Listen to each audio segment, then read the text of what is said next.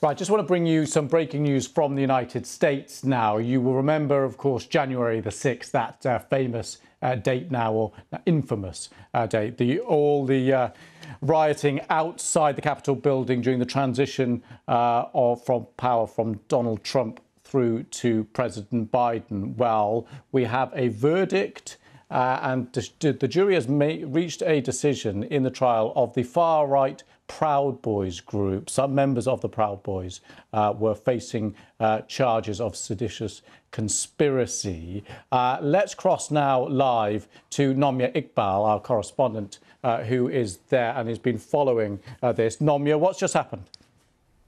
Yes, so just to remind, this is one of the most high-profile cases of the nearly 1,000 January 6 cases that the government has charged. So we're still getting a lot of the verdicts in at the moment. But just to remind you, 5 men were on trial in the Federal District Court in D.C., facing charges of seditious conspiracy. It's about as serious as you can get. It essentially means treason and trying to overthrow democracy.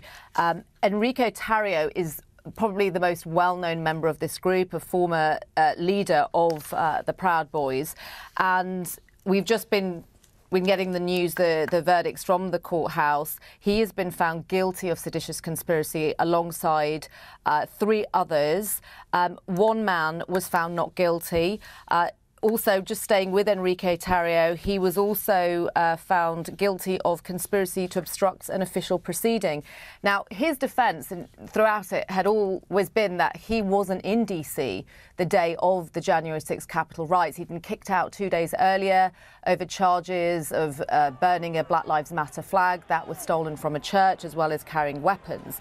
So his lawyer had said that he couldn't be found guilty of something when he wasn't there. But prosecutors had argued that Enrique Tarrio had still been, basically rallying his team. And Enrique Tarrio and the other 4 defendants had seen themselves as a sort of fighting force for the then President Donald Trump, and that entered into the sort of agreement that they were going to try and stop the certification of the 2020 presidential election by any means necessary. And I think that what this really means is that you can be convicted of participating in a riot even though you weren't there.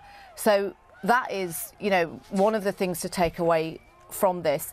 Also, I think, given that we've already got the hearings that have happened with January the 6th, where lawmakers have basically said that what happened on January the 6th was not some riot that got out of control, that it was planned, that there was a plan in place to try and overturn democracy.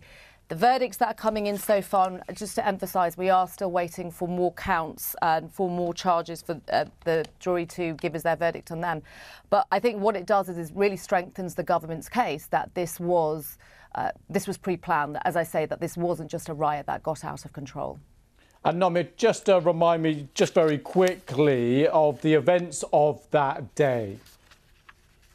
Yeah, so this was back on January the 6th, 2021.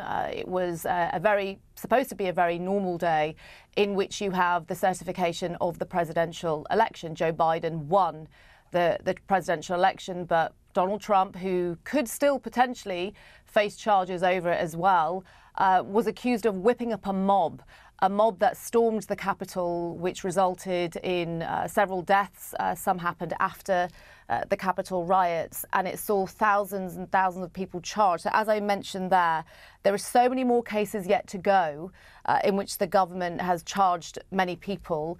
And so this is arguably one of the most high-profile cases so far, but we are still waiting for the rest of the verdicts to come through.